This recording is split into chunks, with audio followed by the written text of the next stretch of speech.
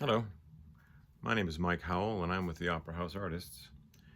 I want to say a few words today about the art world. In fact, the 7 C's of the art world, which I have here. Now, this is just my view of the art world. I can't say it's perfectly true, but based on what I've studied over the years, this seems to be the case for the art world today.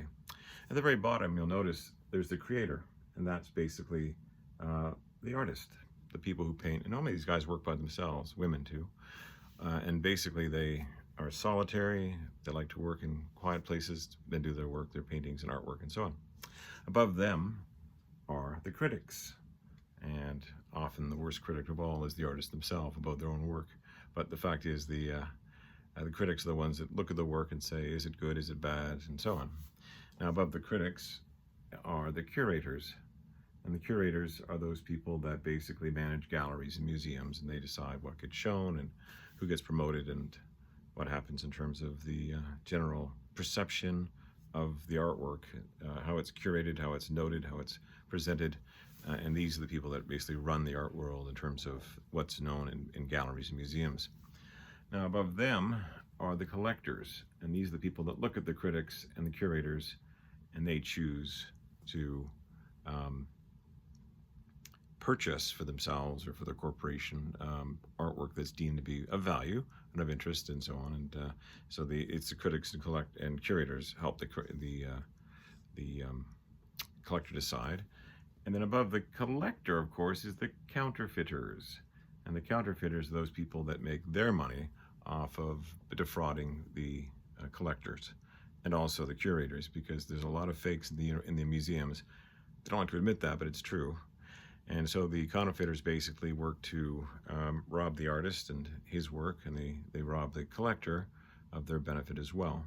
And so the counterfeiters out there is one of these C's. The next C is the consumer, and that's all of us. We all basically consume art in one way or another. T-shirts, mugs, advertising, and so on. The Mona Lisa, for example, the most famous painting in the world, is consumed in various ways constantly. And so we're all consumers of art, and rightly so. We should consume art by looking at it and enjoying it. And on top of that is the final C is civilization itself. And there's no time in history when we couldn't look back and judge a civilization by its art and get a great sense of who they were by the art they produced and the quality of the art, the nature of the art they produce. And so those are the 7 C's of the art world. And that's basically how it works. There's actually 2 more C's. There's one is the commodity, which art has become. Unfortunately, art's become something of a commodity in terms of everyone knows what it's worth, but no one knows its value. We find odd pieces like Andy Warhol's silk screens going for $29 million. And really, these are cultural artifacts. I don't think they're really artworks per se, but that's just my opinion. But people will spend money like that because he's a known name, and others of greater talent are forgotten and ignored because they're just not curated properly, or the critics didn't see them, or they didn't make enough of a splash. And the final C, and the worst of the bunch, is probably computers, because right now we're seeing more and more AI-produced artwork. And so people are worrying about what's the future of art itself if computers can generate paintings as well as people can. And it's a concern. And so I've come up with something that helps this world of art, which is a bit trapped in its triangle of the 7 C's. I think art always has the ability to break out, and art has a way of reinventing itself, which I've always loved and admired, whether it was the Impressionists or any one of those groups that came out and just said, we don't care how you used to do it, this is how it's going to happen from now on. And they changed the world of art.